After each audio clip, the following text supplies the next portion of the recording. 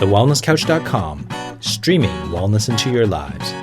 Welcome to Love Life, featuring your hosts Rebecca Detman and Jane Donovan. The sun shines bright as it moves across my face. I feel the light. Welcome to Love Life. I'm Rebecca Detman. And I'm Jane Donovan. And we are getting into a really, really juicy, dirty, gritty one today. Jane! You're a bit excited about this one, I can tell. Is this wrong? It's because I've got so many fantasy characters in my head that I'm in love with.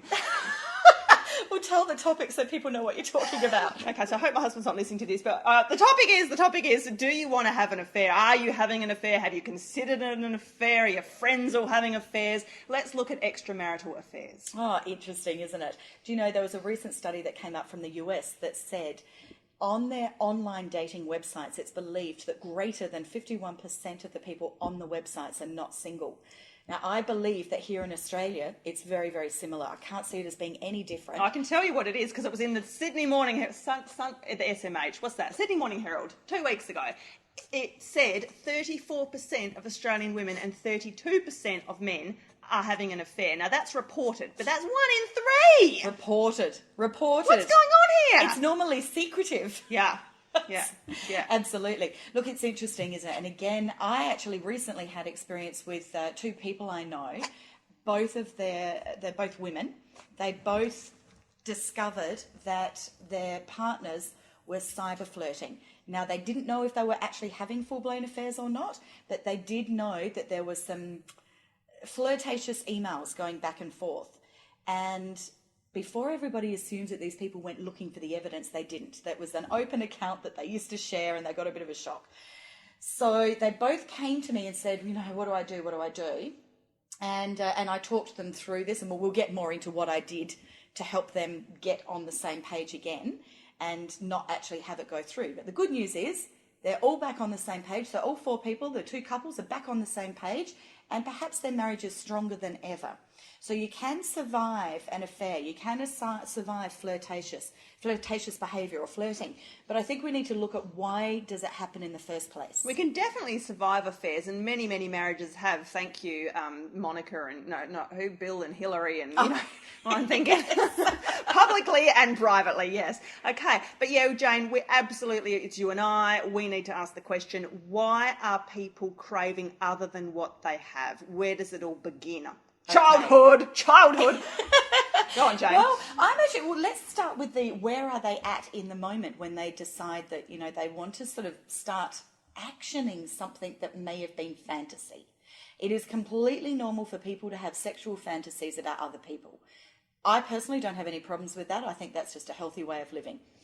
However, it starts usually with going out, and I'll use women in this scenario, but it's both genders.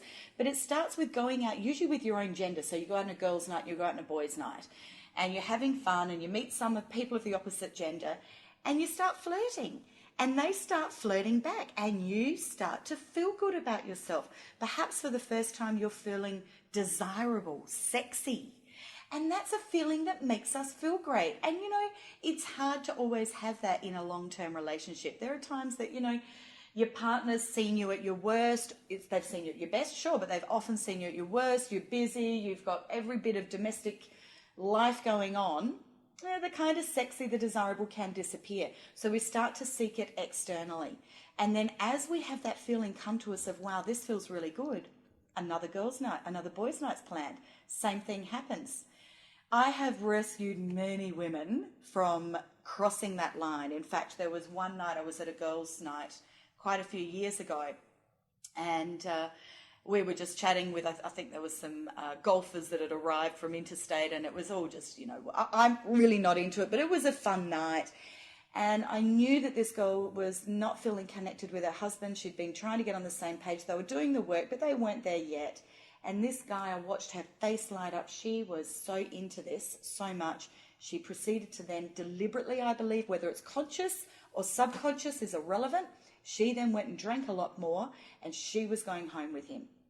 And I said to her, you know what, honey, if you want to do this, that's absolutely fine, but you're going to do it in the broad daylight, consciously aware of what you're doing, with no alcohol in your bloodstream. And in the meantime, you're getting in this taxi with me, and we're calling it a night and going home. Now, The next day, I got the massive long text that, thank you, I nearly made a great big mistake, blah, blah, blah. It's so powerful in that moment, that validation that this is going to make me feel great. It can be very, very hard to pull away from.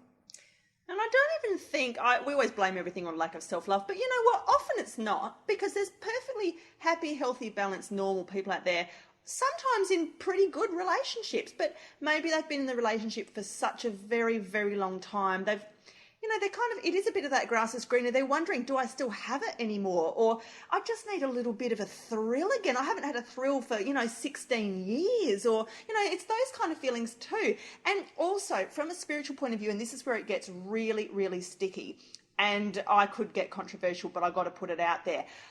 We are surrounded by karmic relationships with souls, soulmates and soul family.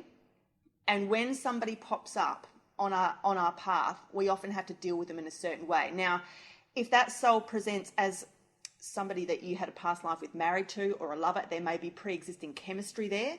You may have a partner already, and then all of a sudden somebody's come into your reality who you are so magnetized to, and you have no explanation for it. And this happens. And this often happens when the universe wants us to play out a bit of something. Now, I didn't say affair, but the universe may wish you to be magnetized to that person because some kind of conversation, healing, interaction, gift or learning does need to take place. And hey, we learn from these things. This is all about learning. Jane, do you tell your partner or not? No. Clearly, no. People who want to dump their stuff on a partner and cause that partner incredible pain is really, in my opinion, incredibly selfish. It is about wanting to release you of your guilt and in turn project that guilt onto somebody else that is now going to be deeply, deeply hurt. Now, having said all that, I also think that there are people in this society who have been brought up by this society in the shallowest ways possible, as in, we are a quick society, we move fast, we think fast, we get bored, we change our mind, we channel surf, we jump from one thing to the next. And if you don't give stuff a go, and if you're a drop at the minute, it doesn't seem to be working type of a chick or a guy, you're just really modelling to people or to your own children, when stuff gets too hard, you just give up or you just change it, Yes. And those as well aren't fantastic values necessarily to be carrying, because, when we do look at marriages that can and do last for decades and decades and decades, well past the gold and the diamond, anniversaries, those people, if we were to sit them down and interview them, maybe we should be doing that here, Jane, would, and they do say that, the amazing growth and the amazing bonding that happens through layers and layers and levels of history with the same person is incredible. And yes, you'll go through phases where you hate each other, phases where you sleep in different beds, phases where maybe you had affairs, all kinds of different phases. But there'll also be phases in those marriages of, there were times that we were so passionate we couldn't keep our hands off each other, or when somebody died and we clung to each other and there was nobody else, and nobody has ever understood me the way he did because he saw me in my biggest moments of pain in this lifetime. And when you package all of that up together, it really does show how living it out with one partner is one of the most tremendous and worthy and fulfilling things you can do. And the studies show you live longer. Yes, you do. Absolutely. Look, it's interesting. A lot of those stories that you just touched on there is what I actually spoke to these two people who had found their husbands cyber flirting. And I said, here's the time for you to both sit down and have the conversation about what is our world? What is it that's important? Both of them were married with children, various different ages. One lot had adult children, one lot had younger children. What would it look like if you were to have an affair? Would this actually cross a boundary? Would our marriage be over? Do you want to be with me? If you don't want to be with me, here's what the new life is going to look like. Go in with eyes wide open. So if you're going to have an affair, understand that there is a risk that you may lose your partner. So you've got to be prepared to pay potentially the price. So by understanding that, now Christmas days with children are going to be split. Birthdays are going to be split. Holidays are going to be split. You're likely to have 1 week on, 1 week off, or whatever your arrangement would be with the children. What is it going to feel like that you only now get to spend 50% of your time with your children? What is it going to be like to not have a man or a woman in your life who you can talk about the conversations of remember when we got married, or remember when we met those people, or remember that dreadful time that we went through and how we got through it. The history that you have together, you will not have that person to talk to anymore. What will it feel like to actually not have somebody next to you that actually does still love you, even when you're having your bad hair days, your periods, your whatever, you're having your hormonal horrible moments in life. There is that, all of that will be gone. What about the extended family? What about the friendship groups that are going to be potentially split? What does it really look like if this marriage doesn't continue? Now, for many people, and I'm not actually a moralist, I'm more of a statistical person. What does it look like to most people if a partner has an affair? For many people, that is the marriage is over. So go in eyes wide open that if you're going to have an affair, that is what you're risking. Now, is it worth it? Most people will actually come back to, actually it's not. When I really look clearly at everything I could potentially lose here, it's not worth it. Now that's the logical mind taking charge when you've got a physical and an emotional pull in a direction that could cause big damage.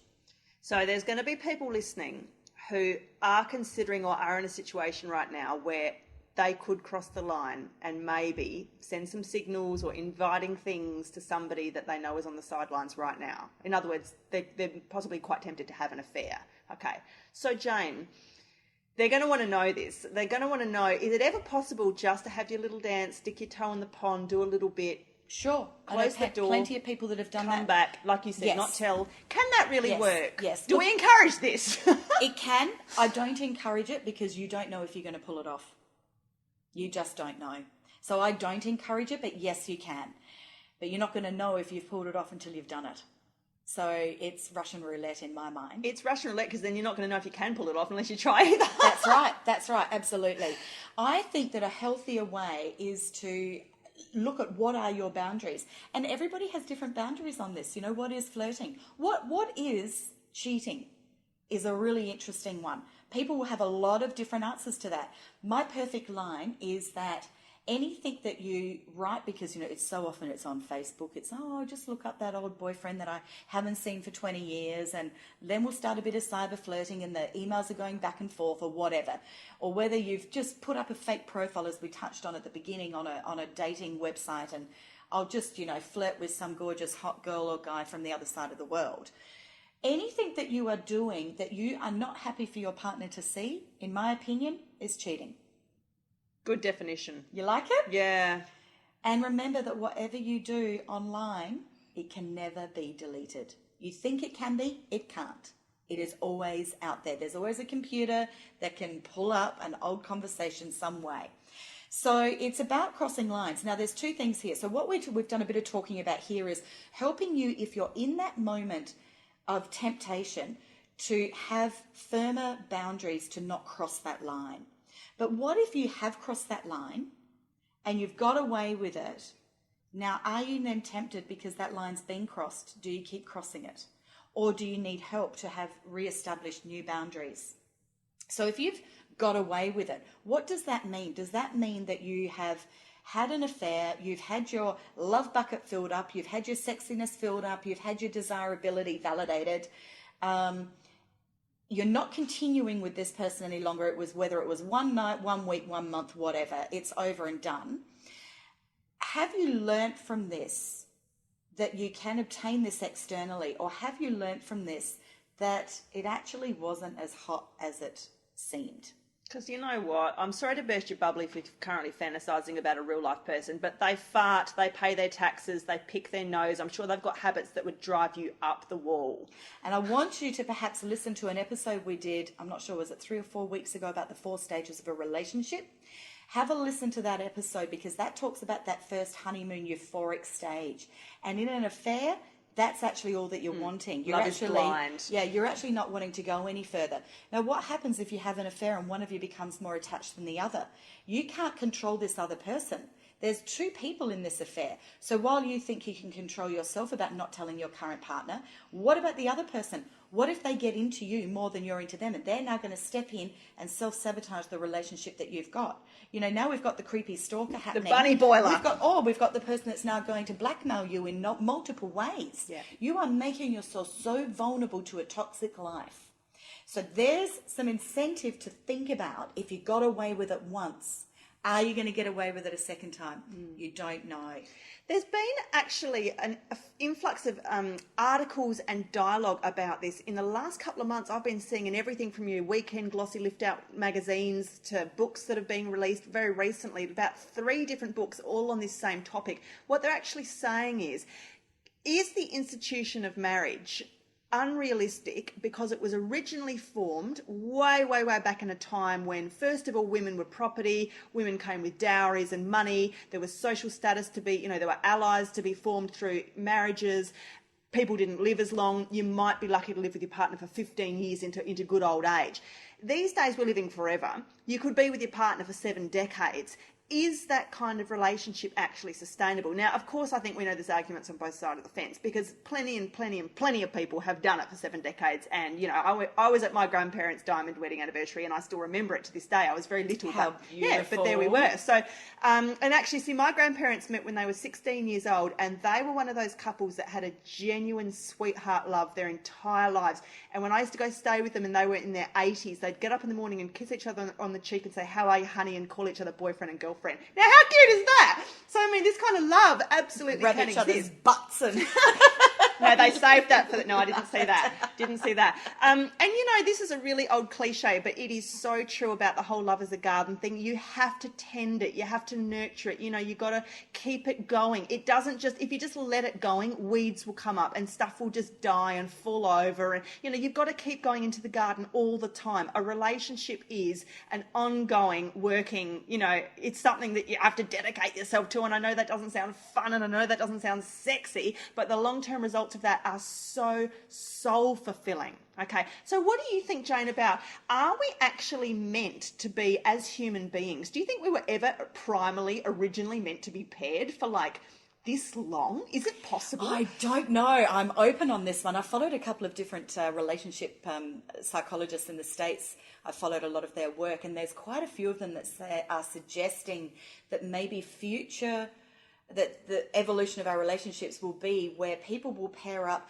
to have children, and that they will have a commitment to stay together for the upbringing and raising of those children. And then when the children are at adulthood, their job is done, and then whether they choose to stay together or not is open to discussion. Now, I actually don't really buy it. I can get the theory. Are they all unmarried? Are they unmarried and miserable, or are they? I don't know. I don't buy it. Look, I think we're all here for an individual journey. Our journeys are to grow, to experience life, and we do that most by interaction with other people. So whether we choose to do it with one person and we're going to get it continually, we're going to grow and change and learn as each of us do, or whether we do it with many different partners, I really don't think it matters. I think it's an individual choice as to which way you choose to go. And this goes back to my karmic soul talk stuff, because I do think, we come down to earth as souls to play out and often pick up where we last left off from very deep relationships with certain souls. And you generally have to give those quite a few years to unfold to their full extent. Sometimes we can absolutely get little gifts and little hits from people that we only meet for a short time in our lives, and their job is done and they fall away and we move on. But I think when it comes to the nearest and dearest, the people that we are the most intimate with, they're usually the most special souls. And yes, they're hard to get along with because they're the ones who put up their hands before they come down to earth and they say, I will be the one that sometimes delivers you the most pain. I will be the one who presses your buttons or pushes you hard so that you can get the gift that your soul needs to get in this lifetime. So yeah, I think often relationships do need to go for quite a good long slog. So don't run out when it gets too hard. You're only going to go meet someone else and repeat that pattern until you get the gift. That's the thing, is that if you choose to exit from a particular partner for whatever reason, you've got to make sure that you've got the gift from that relationship. Otherwise, it's going to be repeated in the next relationship. And maybe it came in the brick form with your first relationship. And if you don't get it, you're going to get it in a sledgehammer form in your next relationship. This podcast, I think, is for people that are in a long-term relationship that are wanting to continue it as a long-term relationship. So there's no judgment from me of whether someone wants to stay in a relationship and have loads of affairs, or they want to stay in a relationship and not have affairs, or they want to have multiple relationships. I'm not sitting here as a moralist saying what someone should or shouldn't do, but this advice is for people who are in a long-term relationship and are feeling that there has been an affair, or there could be an affair, or there's a temptation to seek validation externally. And what can we do to help you to not move into a high risk area where you could end your relationship as a result? So this is the advice of how to move through this danger point so that you can potentially continue your relationship much longer. Now, Jane, the one thing we haven't even talked about yet, which is at the bottom of all of this, is trust, right? Trust. So I just think, trust. What's happened to our modern definition of trust? Do we still have an intact definition of trust? Do we really mean what we say when we actually say our marriage vows? Divorce rate's 49%.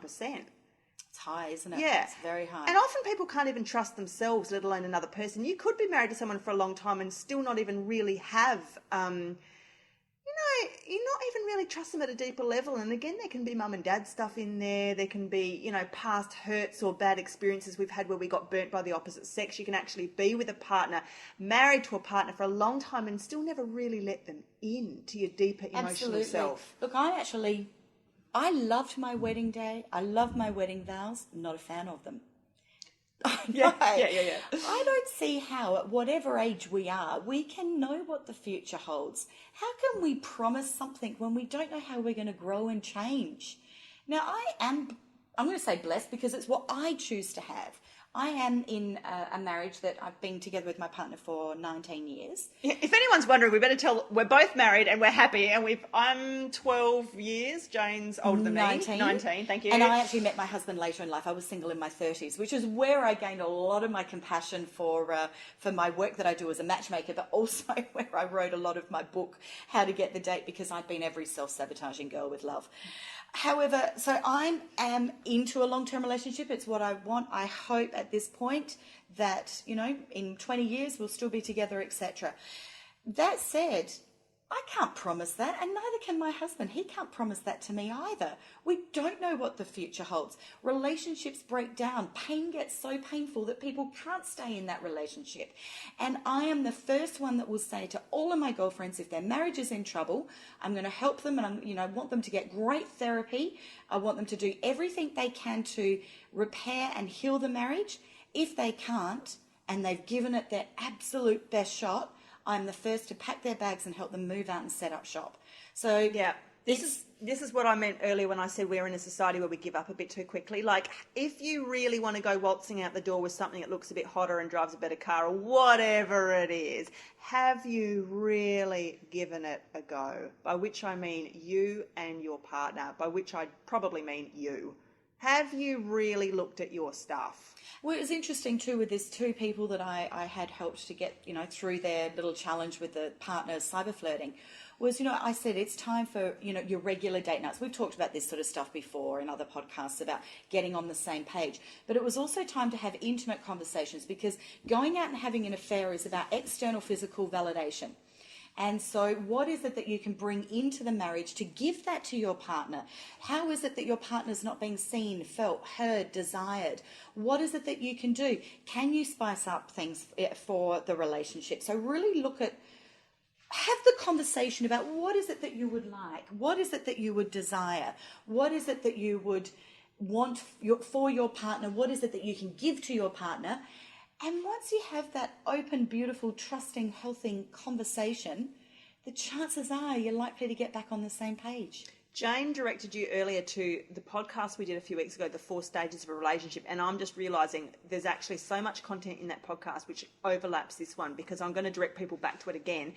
In the 4th stage of the relationship, which is the longevity, and where you really have to do that garden work, the gardening and the building and the helping the flowers to grow and constantly come back every season, keep blossoming, keep flourishing. And we talked about some of the tools and tricks here that you can do to add some more of that, whether it's passion or deeper feelings or communication or whatever's kind of lacking with the person you've been with just for way too long, or whatever, or maybe it hasn't been that long you've been with them, but you've never really had it. There are ways. We talked about, writing down little gratitude journals and making lists for each other of the things that you love to do and he loves to do, so that you make sure that you do stuff on his list every day for him and he does stuff on your list every day for you. There's ways we can top up and fill each other's love tanks. We can read Gary Chapman's 5 love languages. We can work out what our partner's love language is. And many marriages have been saved this way. Marriages that were on the brink of ending after 25 years because the two partners just weren't speaking each other's same love language. That's right, so powerful. There is such a lot of stuff that you can do, and it's easy. This isn't hard work. This is fun work. This is about connecting with someone that you've got deep, rich history with, that you have loved. No doubt you still do love, but you're a bit bored, or, maybe the grass is greener. I've got to tell you, rarely. Now, sometimes it is. However, rarely is the grass greener on the other side.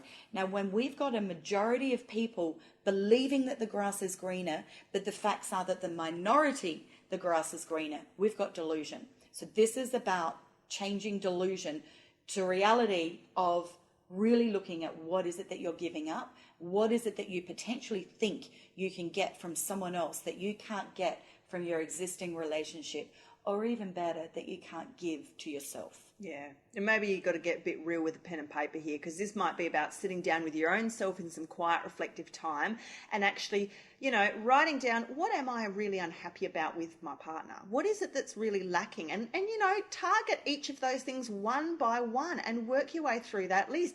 Maybe you need couples counselling. Maybe it's not that dramatic. Maybe you just need a hobby because you're too invested in him and he can't cut it, or something. I don't know. It's going to be different in every single scenario. But until you actually look some of those demons between the eyes, it's all too easy to just throw it all in and run away, or try fantasy. It's all too easy just to chuck it in and go what is perceived to be the easy path.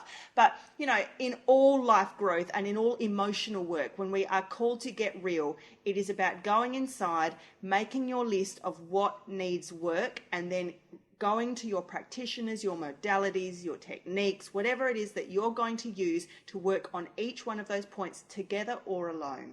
And as you're working on your inner game, really use, we always talk about inner game and outer game. So your outer game is, if you really are feeling vulnerable and tempted to have an affair, don't put yourself in that situation.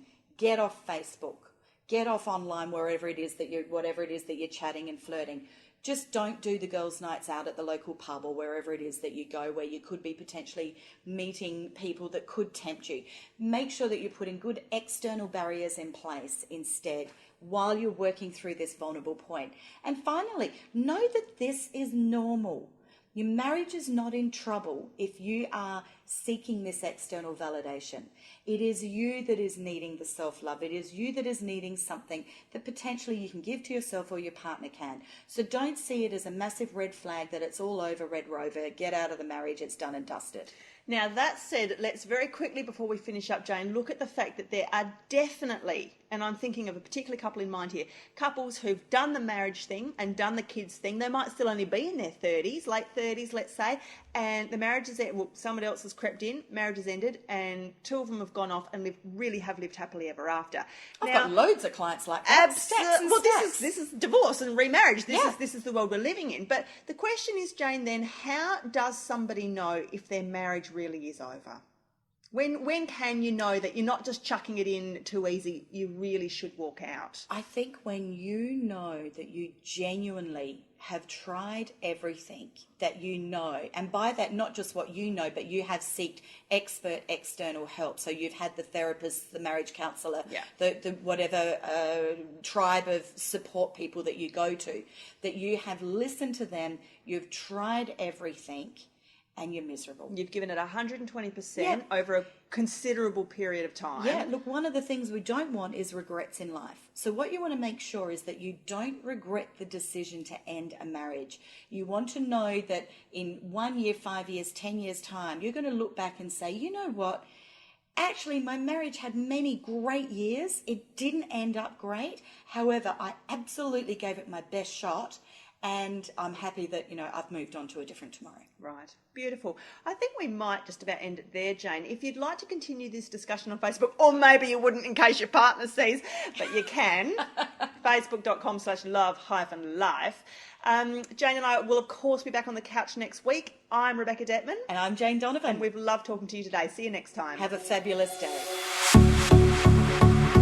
This has been a production of TheWellnessCouch.com. Check us out on Facebook and join in the conversation on Facebook.com/TheWellnessCouch. Subscribe to each show on iTunes and check us out on Twitter. The Wellness Couch, streaming wellness into your lives.